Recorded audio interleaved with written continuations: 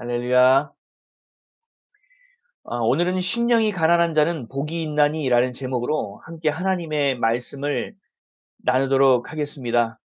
코로나19로 인해 드려지는 온라인 예배 9번째 주일 예배입니다. 이탈리아 철학자 프랑코 베라르디라는 사람이 대한민국에 와서 좀 살아본 경험 그리고 사회를 바라본 관점을 네 가지로 정리했습니다. 첫째는 끝없는 경쟁, 둘째, 극단적 개인주의, 셋째, 일상의 사막화, 넷째, 생활 리듬의 초가속화. 이것이 한국의 사회이다. 이것이 한국의 모습이다라고 이 학자가 이야기했습니다. 여러분 동의하십니까? 여기서 주의 깊게 봐야 할 것은 끝없는 경쟁입니다. 끝없는 경쟁으로 인해서 극단적인 개인주의가 발생합니다. 그래서 삶의 질도 없고 만족도 없고 행복도 없는 일상의 사막화가 벌어져서 매일 황사 가운데 또 삭막함 가운데 황량함 가운데 살아갈 수밖에 없습니다. 무엇을 이뤄도 기쁨이 없고 평안이 없습니다. 내 컨디션과 관계없이 일 중심으로 살아갈 수밖에 없는 생활 리듬은 초가속화 되어지는 것이죠.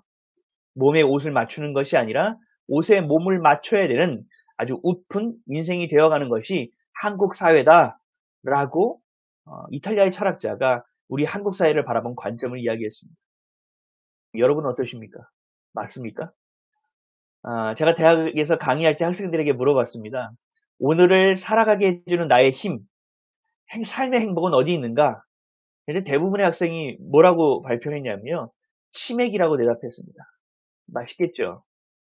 오늘은 치킨 한 마리 하시겠습니까? 하지만 마음이 아팠어요. 왜요? 요즘 세대는 처음에 우리 이렇게 불렸죠. 3포 세대. 세 가지를 포기하고 살아간다는 거죠. 뭐예요? 연애를 포기하고 살아간다.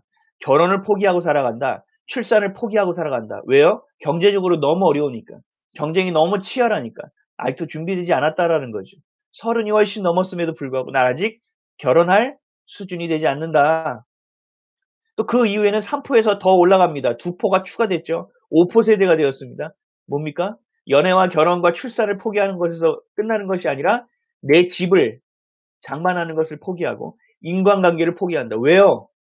내 집은 뭐 20, 30년 돼도 내 집을 가질 수가 없는 상황이 벌어지고 있고 맞벌이 하지 않으면 살 수 없는 시대가 되어버렸고 또 인간관계를 가지려면 무조건 돈이 있어야 되고 사회적 지위와 역량이 있어야 되기 때문에 안 된다는 거예요.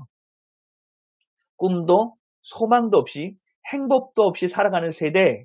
이제는 3포, 5포를 넘어서 이제는 무슨 포입니까? M포 시대죠. 모든 것을 포기하고 살겠다는 거예요. 내일 없이 오늘을 즐기며 살아가는 그 소망으로 살아가는 것을 포기한 사람들이 살아가는 세대가 바로 M포 세대예요. 우리 지난번에도 제가 한번 말씀드렸는데 욜로족 아시죠? 욜로. 인생은 한 번뿐이라는 뜻이죠. You only live once. 맨 앞자를 따서 욜로라고 합니다. 인생은 한 번뿐이다. 뭐예요? 현재 자신의 행복을 가장 중시하고 현재 자신을 위해서 소비하겠다라는 거예요. 왜요? 앞으로 소망이 없으니까요. 꿈이 없으니까요. 무언가를 소망하고 할 수 있는 것이 없으니까요. 또 영적인 관점으로 보면 뭡니까? 어디서 와서 왜 삶이 어디로 가는지를 알지 못하는 세대가 바로 지금 M4 세대라는 것입니다. 삶의 본질이 무엇인지 행복이 무엇인지 기쁨과 평안이 무엇인지도 맛보지 못한 채 오늘의 내 감정만 불안하지 않으면 돼. 오늘 내가 행복하면 됐지. 라며 본능을 따르는 세대. 이 세대가 바로 오늘날을 살아가고 있는 젊은 세대예요. 근데 이 젊은 세대는 끝나느냐? 아니죠. 이 젊은 세대가 결국은 이 나라를 버티는 허리, 힘을 바치는 세대이며 또 앞으로 장차 우리나라를 이끌 리더의 세대이기 때문에 그렇습니다. 얼마나 심각한 세대를 우리가 살아가고 있습니까? 무한한 경쟁이 너무나 당연화된 이 대한민국이 너무나 안타깝다라는 것입니다. 믿음이 있는 자나 믿음이 없는 자나 똑같은 모습으로 똑같은 생각으로 살아가고 있는 것이 더 슬픈 것입니다. 사랑하는 성도 여러분 행복하십니까? 아니면 M4 세대와 같이 오늘 하루하루를 살아가고 계십니까?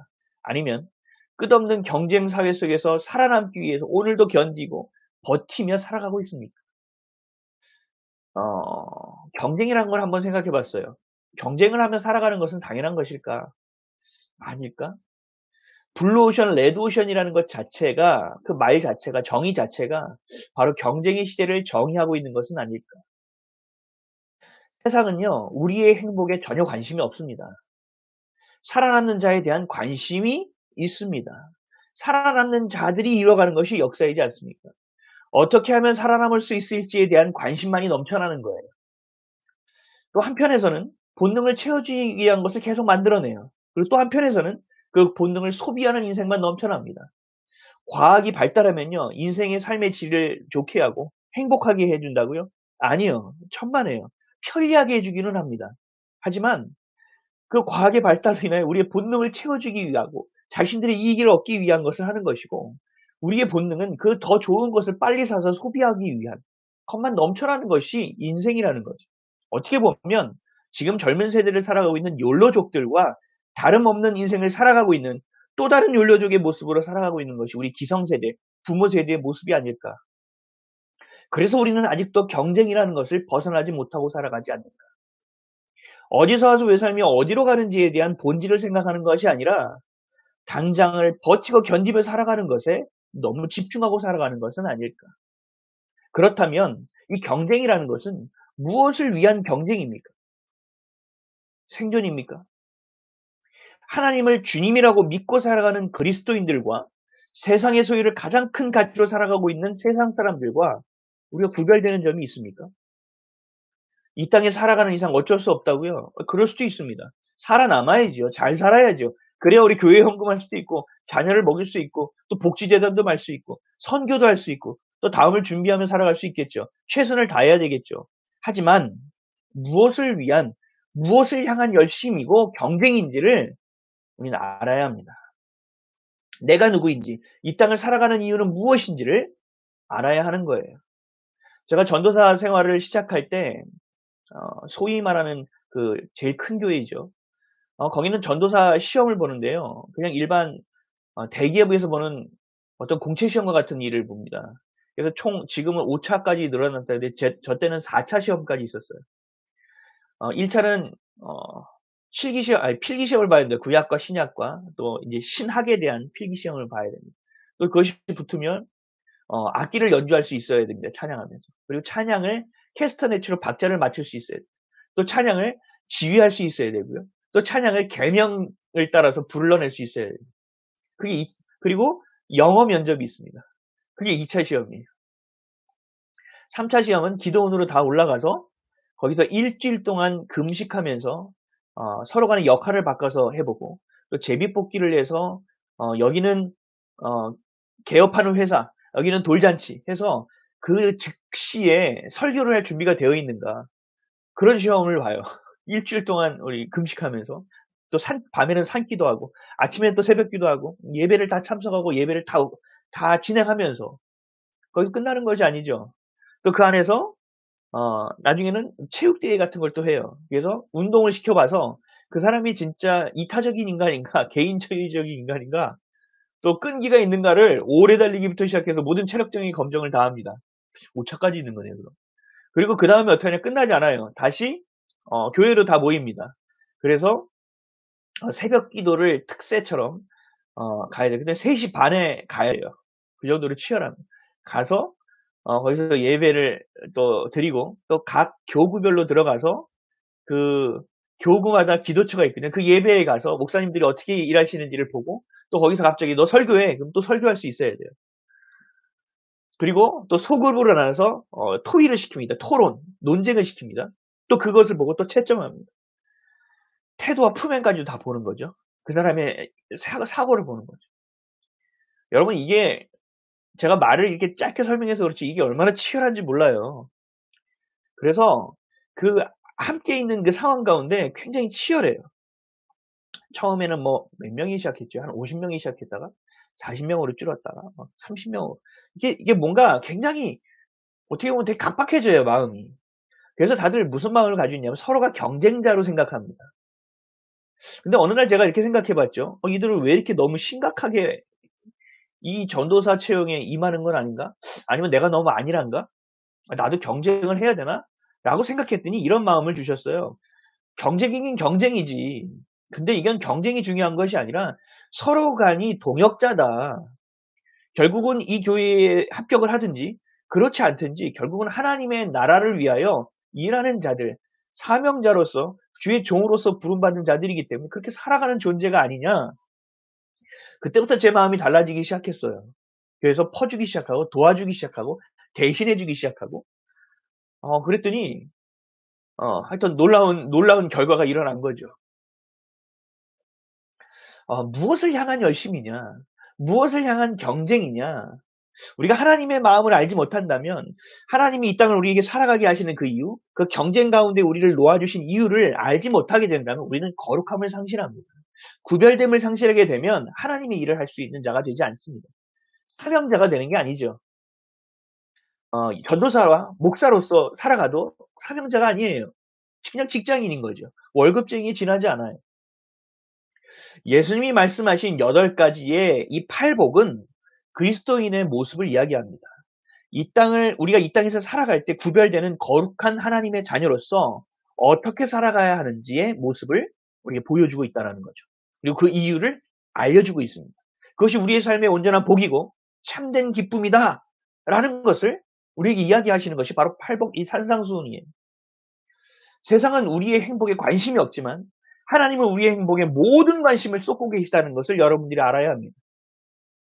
나를 향한 하나님의 마음, 나를 향한 하나님의 그 사랑, 그래서 십자가에 오르셔서 모든 것을 쏟고 죽어주심을 우리는 마음 깊이 뼈저리게 느껴야 돼요. 오늘 하루를 살아가는 그 경쟁 가운데서, 그 순간순간의 일상 가운데서 그 사랑을 내가 경험하지 못하면 우리는 평안하고 기쁘게 살아갈 수가 없어요. 그리고 구별될 수가 없어요. 주신 복을 향해서 이 땅에서의 구별됨을 통하여 우리는 어떻게 살아갈 수 있을지를 깊이 생각해야 됩니다. 그리고 우리의 마음과 생각과 또 삶이 돌이켜지는 시간이 되지 않으면 이 팔복은 그저 세상이 구하는 기복적인 신앙, 샤머니즘적 신앙으로 멈춰 있게 되는 것입니다. 근데 하나님께서, 예수님께서 우리에게 이 팔복을 이야기해 주신 건 그것과 별로 관계가 없습니다. 정말로 구원받았다면, 하나님의 자녀라면, 너희들이 천국 백성이라면 어떤 모습이겠니? 우리에게 그것을 보여주시는 게 바로 팔복이에요. 성도 여러분, 우리가 코로나 바이러스를 통해서 우리가 이번에 정확하게 안 거 하나 있잖아요. 뭐예요? 이 땅에서의 삶은 언젠가는 정리해야 된다는 것을 분명히 알게 된 거예요. 영원할 것 같았던 것. 저 사람 질병 걸렸어. 저 사람 암에 걸렸어. 저 사람 힘든 병에 걸렸어. 나는 안 걸렸는데 안타깝다. 라는 게 아니에요. 전염병이라는 것은 나도 언제 어떻게 될지 모른다라는 거거든요. TV에서 봤고 뉴스에서 봤고 또 영화에서 봤던 사람들도 죽어나가는 거예요. 이 사람들을 보면서 우리도 삶을 언젠가는 정리해야 되는구나 라는 것을 코로나 바이러스 통해 우리에게 보여줬다라는 거죠. 그렇다면 다음을 어떻게 준비해야 할 것인가? 세상 사람들이 말하는 웰다잉이 아니라 우리는 새로운 삶을 준비해야 하는 인생을 살아내야 한다는 것입니다. 이것이 바로 구별됨이죠. 예수님께서 말씀하신 이 팔복 8가지의 복은 별개의 것이 아니라 하나의 것입니다. 우리가 천국 백성이라면 이런 모습이다. 우리가 천국 백성이라면 이런 구별된 모습으로 살아가게 될 수밖에 없다라고 설명하는 것이 바로 팔복입니다. 참된 성도로서의 모습, 참된 성도라면 어떠한 과정으로 살아가느냐, 이 성화의 과정을 보여준 것이 바로 이 팔복이에요. 팔복은 그냥 한 통이에요. 심령이 가난한 자 한번 살짝 보겠습니다. 심령이 가난한 자, 그러니까 심령이 가난한 자는 뭐예요? 영적인 갈급함을 갖고 있다라는 거죠. 영적인 갈급함을 가지고 있다는 게 뭐예요? 내가 죄인이라는 것을 깨닫고 하나님 앞에 서는 자예요.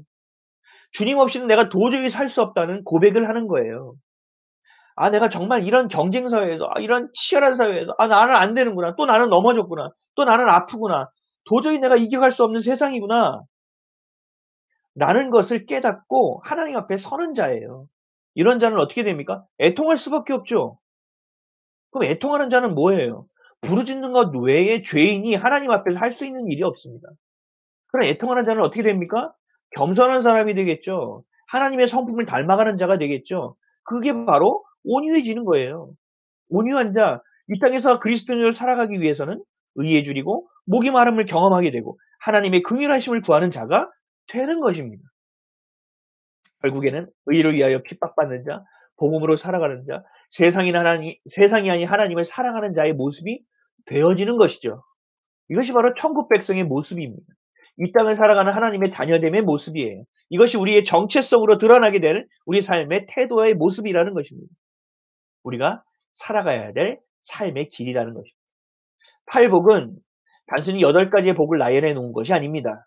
천국에서 시작하여 천국으로 끝맺는 예수님이 이 땅에 오신 가장 중요한 것, 우리에게 천국을 말씀하시고 천국을 소유하게 하시고 하나님의 나라를 설명하고 계시는 가장 첫 번째 주신 말씀이라는 것을 우리가 기억해야 합니다. 아멘이십니까? 이쯤에서 제가 질문을 하나 드리겠습니다. 여러분들은 예수님을 왜 믿으십니까? 여러분들은 왜 교회에 다니십니까? 여러분들은 지금 왜 예배를 드리고 있습니까? 제가 신앙 상담할 때 꼭 드리는 질문입니다. 그럼 대부분 사람들이 굉장히 당황합니다. 눈동자에서 막 지진이 일어납니다. 혹시 복 받기 위함은 아닌가? 교회에서 봉사하는 것은 사람에게 인정받기 위함이 아닌가? 그리고 하나님께 복 받기 위함이 아닌가?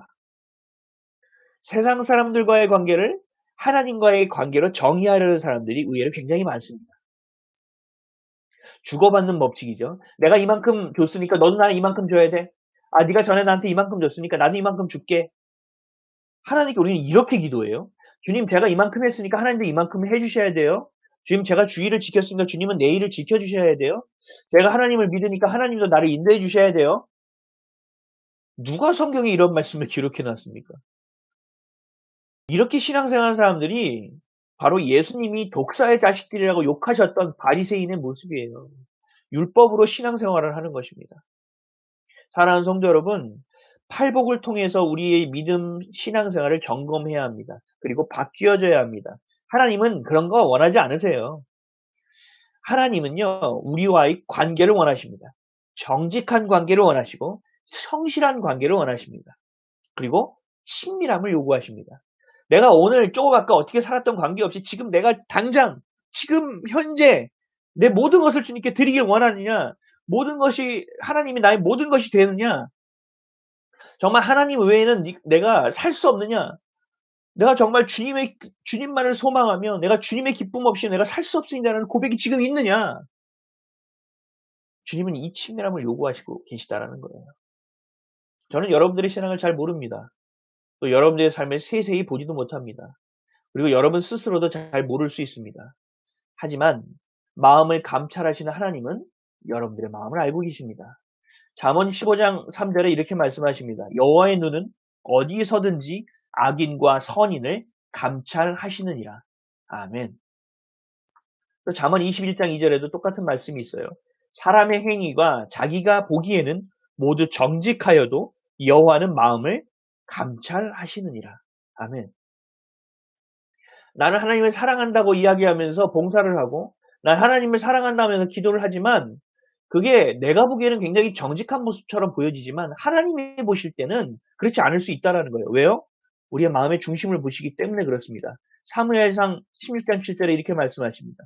여호와께서 사무엘에게 이르시되 그의 용모와 키를 보지 말라. 내가 이미 그를 버렸노라. 내가 보는 것은 사람과 같지 아니하니 사람은 외모를 보거니와 나 여호와는 중심을 보느니라 하시더라.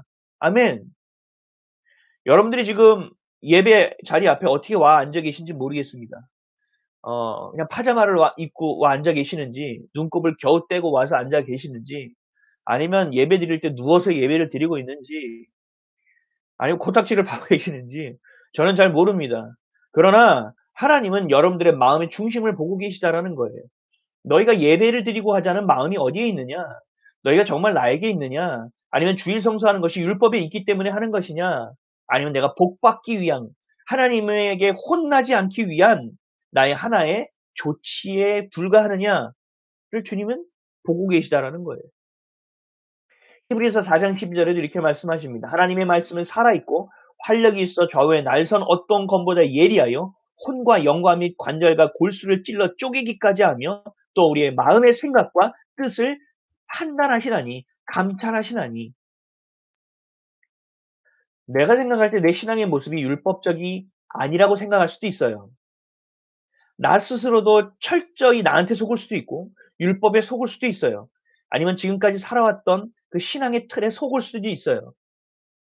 그렇지만 하나님은 그 마음의 중심을 보시는 분이고 철저히 우리의 마음을 감찰하시는 분이기 때문에 알고 계신다라는 거예요.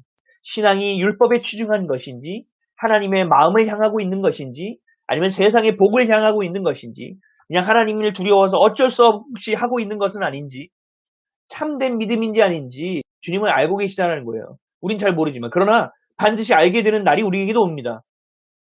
언제인지 몰라도 우리가 천국을 향하게 되는 그 순간 알게 될 수 있습니다. 근데 그때는 돌이킬 수 없다는 것도 여러분 아셔야 돼요.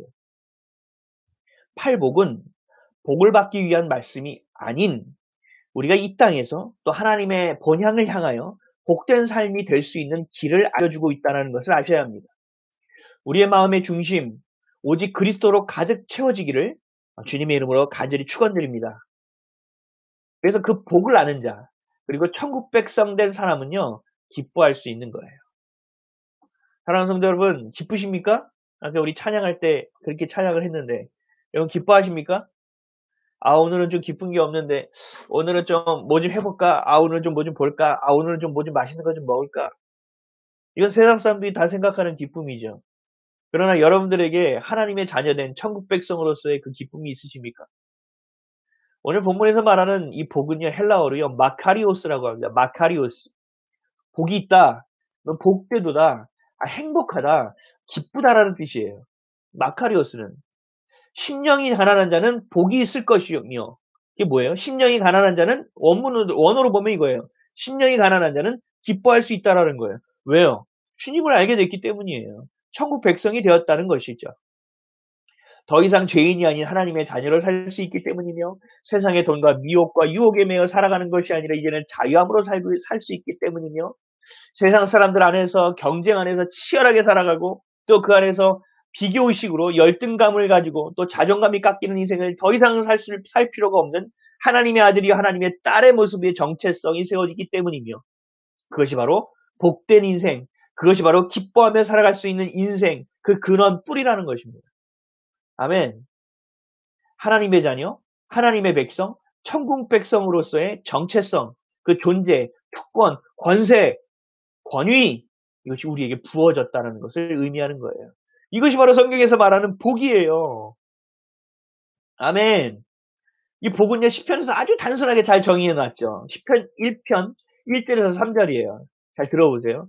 복 있는 사람은 악인들의 꾀를 따르지 아니하며 죄인들의 길에 서지 아니하며 오만한 자들의 자리에 앉지 아니하고 오직 여호와의 율법을 즐거워하여 그 율법을 주야로 묵상하는도다. 그는 시냇가에 심은 나무가 철을 따라 열매를 맺으며 그 잎사귀가 마르지 아니함과 같으니 그가 하는 모든 일이 다 형통하리로다. 아멘. 악인들의 꾀를 따르고 죄인들의 길에 서고 오만한 자리에 자리에 앉는 자들이 누구예요? 세상의 기쁨을 따르는 자들이 하는 것이죠. 그러나 우리는 그게 아니라는 거죠. 주야로 뭘 묵상해요? 주님의 마음을 묵상한다는 거예요. 주님의 약속을 묵상한다는 거예요. 그래서 어떻게 합니까? 이 땅을 살아가긴 하지만 그 뿌리를 하나님의 말씀, 하나님의 마음, 하나님이 주신 복음, 하나님이 주신 생명에 두고 우리는 살아가기 때문에 철을 따라 열매를 맺는 인생이 될 수밖에 없다라는 것입니다. 아멘. 그리고 그 잎사귀가 절대로 마를 필요가 없어요. 이게 뭐예요? 먹고 살아가는 문제는 없을 거라는 얘기예요. 주님께 뿌리를 두고 살아간다면 그것이 바로 복받은 인생이고 형통한 인생이라는 것이죠. 그래서 다윗이 고백한 거 아닙니까? 시편 23편 1절에 여호와는 나의 목자시니 내게 부족함이 없으리로다. 아멘. 하박국은 어땠나요? 하박국 3장 17절에서 19절에 이렇게 하박국이 고백합니다. 비록 무화과 나무가 무성하지 못하며 포도나무에 열매가 없으며 감람나무에 소출이 없으며 밭에 먹을 것이 없으며 우리의 양이 없으며 외양간에 소가 없을지라도 나는 여호와로 말미암아 즐거워하며 나의 구원의 하나님으로 말미암아 기뻐하리로다. 주 여호와는 나의 힘이시라. 나의 발을 사슴과 같게 하사 나를 나의 높은 곳으로 다니게 하시리로다. 아멘. 하박국은 왜 기뻐할 수 있었을까요? 여러분도 마찬가지입니다. 한 주 동안 승리하셨습니까? 한 주 동안 여러분 성공만 하셨습니까? 한 주 동안 넘어지지 않고 실족은 하지도 않으셨습니까? 한 주 동안 낙심과 절망의 마음이 한 번도 들지 않으셨습니까? 주님 없이도 충분한 인생을 사셨습니까? 아니잖아요. 아무것도 잘못한 것이 없이 생존의 위협을 받으며 쫓겼던 다윗. 여호와는 나의 목자이시니 부족함이 없다고 고백합니다. 무화과나무 열매가 없습니다. 포도나무 열매도 없습니다. 올리브 나무의 열매도 없습니다. 밭에 먹을 것도 없고 양도 없고 소도 없습니다. 이거 완전히 절망적인 상황이잖아요. 더 이상 살아갈 용기가 나지 않을 뿐만 아니라 이 절망적인 상황이에요. 나 여기서 절망해. 나 여기서 그냥 죽을 거야 해도 모든 사람이 인정할 수밖에 없는, 그래, 너는 어쩔 수 없구나라고 이야기할 수밖에 없는 그 절망적인 상황 가운데 왜 부족함이 없다고 고백하고 있고 왜 여호와로 인하여 기뻐하고 있는 걸까요? 이들이 정말 너무나 어려운 상황 가운데 있어서 이제 드디어 이제 미친 건가요? 아예 모르겠다 그냥 그런 건가요? 아니죠. 답은 오늘 본문에 있습니다. 우리 본문 3절 말씀 다 같이 읽어볼까요? 마태복음 5장 3절입니다. 시작. 심령이 가난한 자는 복이 있나니 천국이 그들의 것이며. 아멘. 심령이 가난한 자는 기뻐할 수 있나니, 기뻐해야 하나니 그것이 너희 천국이 너희의 것이기 때문이다. 하나님 앞에 나와 고백하는 것이죠. 주님, 저는 뭘 해도 안 되는 사람인가 봐요. 주님, 저는 아무리 해도 안 되는 사람이에요. 세상에서 매번 넘어지고 절망하고 낙심하고 하나님의 말씀대로 살지도 못하는 존재예요. 매번 회개만 하고 있고 절망으로 있고 정말 주님 저 포기하세요. 이게 누구예요? 바로 심령이 가난한 사람이에요. 이런 자들에게, 우리들에게 예수님이 이렇게 말씀하시는 거죠. 너희들에게 복이 있다. 다시 말하면 그런 사람들에게 얘기하는 거예요. 이제부터 기뻐하라. 이제 너희 인생은 시작될 것이다. 이 땅에서 구별되는 인생을 살아갈 것이고 자유함을 누릴 것이고 평안을 빼앗기지 않을 것이고 기쁨을 누리며 나누며 살아가게 될 것이다. 왜? 천국은 너희 것이니까. 아멘. 이 땅에서도 너희는 이것을 경험하게 될 것이다. 사도 바울은 감옥에 갇혀서 이런 고백을 했죠. 빌립보서 4장 4절이에요. 주 안에서 항상 기뻐하라. 내가 다시 말하노니 기뻐하라. 이게 도대체 무슨 말씀이에요? 다윗도 그랬고요. 하박국도 그랬고요. 사도 바울도 그랬고요. 그리고 극심한 경쟁을 살아가는 우리의 삶 속에서도 우리가 기뻐할 수 있습니까? 마카리오스 할 수 있는 거냐고요. 그 비밀은 어디에 있습니까? 하나님께 속해 있는 것에 있습니다. 우리 하나님 없이 살 수 없어요. 그래서 죄를 지을 수밖에 없는 존재예요. 끊임없이 비교하고 또 비교 당하면서 열등감 속에서 살아가는 존재라고요. 그게 우리라고요. 그럼에도 그것을 인정하고 하나님 앞에 나와 나의 가치 없음을 한탄하고 나의 선한 건 하나 없지만 주님 제 마음을 주님께 드리겠습니다라고 작정하는 마음, 그것이 바로 심령이 가난한 것이에요. 그것이 바로 심령이 가난한 인생이에요. 그래서 늘 기뻐할 수 있는 인생이 되고 완전한 자유함으로 살아갈 수 있는 인생이 되는 것입니다. 우리 마태복음 5장 3절 다시 한번 읽어볼까요? 시작. 심령이 가난한 자는 복이 있나니 천국이 그들의 것이며. 아멘. 심령이 가난한 자는 기뻐하라고 말씀하시는 거예요. 너 오늘 실패했지? 기뻐하라. 너 오늘 낙심했지? 기뻐하라. 너 오늘 세상에서 팽당했지? 기뻐해. 그렇게 기뻐하는 자들은 이미 천국을 맛본 자들이라는 거죠. 주님께 온전히 다 맡기고 내려놓은 자들이죠. 그들이 천국을 소유한 자들이에요. 성경은 천국을 소유한 자에 대해서 이렇게 이야기합니다. 마태복음 13장 44절이에요. 천국은 마치 밭에 감추인 보화와 같으니 사람이 이를 발견한 후 숨겨두고 기뻐하며 돌아가서 자기의 소유를 다 팔아 그 밭을 사느니라. 아멘. 어떤 밭이 있어요. 근데 그냥 그런 밭이에요. 별 가치도 없어 보여요. 근데 어떤 사람이 그 밭에 보화가 숨겨져 있고 보화가 파묻혀 있다는 걸 알게 된 거예요. 지금으로 얘기하면 보화가 아니라 그냥 유전이 있다고 생각해 보시죠. 아니면 금광이 있다고 생각해 보시죠. 근데 다른 사람은 아무도 몰라요. 그러면 어떻게 하겠습니까? 숨겨두겠죠.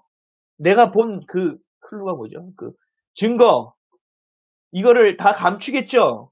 그리고 어떻게 합니까? 기뻐하겠죠. 마음에 주체할 수 없는 기쁨이 있는 거예요. 와, 나 이제 대박이야. 나 이제 끝내줘. 야, 나 이제, 와, 이거 이 기쁨을 어떻게 숨길 수가 없네? 그리고 어떻게 합니까? 자기 소유를 다 팔아버려요. 왜? 그 밭을 사야 되니까요. 왜요? 그 밭에 유전이 있고 그 밭에 보화가 있고 그 밭에 금강이 있으니까요. 이런 사람이 바로 천국을 소유한 자라고 이야기하는 거예요. 이 천국을 아는 자들, 이 보화가 있다는 것을 아는 자들은 모든 것을 팔아서 자신의 모든 소유를 팔아서 그 밭을 사는 거예요. 얼마나 기쁘겠습니까? 근데 이 반대의 예가 성경에 나오죠. 부자 청년이 예수님을 찾아왔습니다. 저는 율법을 다 지켰습니다. 말씀하신 모든 경전에서 얘기하는, 성경에서 이야기하는, 토라에서 이야기하는 걸 다 지키고 살았습니다. 제가 구원을 받을 수 있겠습니까? 라고 부자 청년이 왔어요. 어떻게 보면 세상에서 성공한 자가 이제 자신을 보니, 이제 내가 정말 구원을 받아야 되는데 뭐가 부족한 것은 아닐까? 하고 예수님을 따라온 것이죠. 근데 예수님 뭐라고 말씀하셨습니까? 네 소유를 다 팔아 가난한 자들에게 주고 넌 나를 따르라. 그랬더니 부자 청년이 어떻게 했습니까? 근심하여 떠나갔다고 이야기하지 않습니까? 어떤 사람은 자신의 모든 소유를 팔아서 그 밭을 삽니다. 그러나 어떤 사람은 어떻게 합니까? 그 모든 소유를 팔아야 된다는 것, 지금 내 소유를 다 줘야 된다는 것, 내가 가지고 있는 이 가치가 없어져야 되고 내가 가지고 있는 사회적 지위를 내려놓아야 되는 것이 겁이나 그 밭을 사지 못한다라는 얘기예요. 그럼 이 사람에게는 어떤 것이 있을까요? 밭을 사는 사람에게는 기쁨이 넘치겠죠. 그러나 자신의 소유를 팔지 못하고 주님이 주시는 기쁨을 소유하지 못한 자들은 어떻게 됩니까? 다시 절망하고 낙심하겠죠. 이것을 가지고 주님 앞에 나아올 때 그 뜻대로 따라가는 자가 심령이 가난한 자이지 거기서 그냥 마음이 가난한 자가 되어서는 안 된다는 사실입니다. 그 모든 소유를 팔아서 그 밭을 산 자는 얼마나 기쁠까요? 얼마나 기대될까요? 아마 잠이 안 올 거예요. 이것이 바로 천국을 소유한 사람의 인생입니다. 이 땅의 어려움을 보는 것이 아니라 이 어려움을 내가 어떻게 하면 극복할 수 있을지를 보는 게 아니에요. 심령이 가난해짐을 통하여 하나님을 향하는 인생, 내 전부를 맡기는 인생, 내 소유가 하나님의 소유된 인생, 정말 모든 것이 맡겨진 인생, 주님만이 나를 책임지시고 나를 돌보실 수 있다는 그 인생, 이것이 바로 천국을 소유한 자의 모습입니다. 사랑하는 성도 여러분, 심령이 가난하십니까? 아니면 매일매일이 어렵고 또 매일매일 삶이 사막처럼 황량하고 노력을 하고 또 노력해도 마치 늪에 빠져들어가는 것처럼 절망만이 계속 쌓여지는 인생을 살아가고 계시지는 않습니까? 그 가난한 심령을 하나님께 가져오시기를 바랍니다. 하나님께 그대로 정직하게 가져오는 인생이 되시기를 바랍니다. 그럴 때 여러분 앞에 상상할 수 없는 기쁨과 평안이 주어지면 세상 어떤 것도 나를 좌지우지할 수 없는 인생을 살게 될 것입니다. 사도 바울이 그래서 이렇게 얘기한 겁니다. 기뻐하라. 내가 다시 말하노니 기뻐하라. 아멘. 할렐루야. 심령이 가난한 자가 되셔야 돼요. 매일매일 절망함이 감사가 되셔야 돼요. 왜요? 그러므로 해야 내가 심령이 가난한 자가 될 수 있거든요. 그러므로 내가 주님 앞에 겸손하게 무릎 꿇고 겸비하여 기도하는 자가 될 수 있거든요. 하나님께 긍휼을 구하는 자가 될 수 있거든요. 사랑하는 성도 여러분, 나의 약함을 사도 바울처럼 자랑하십시오. 왜요? 나의 약함이 주님 안에서 강함이 됨이라. 온전하여 짐이라. 하나님의 능력을 체험하고 살아가십시오. 여러분의 능력으로 살아가는 것을 멈추십시오. 여러분들이 판단하고 나아가고자 하는 그 계획을 내려놓으십시오. 여러분들이 아무리 계획을 세우더라도 그 발걸음을 인도하시는 분은 여호와 하나님이십니다. 여러분들이 아무리 심어도 그것을 열매 맺게 하시는 분은 여호와 하나님이십니다.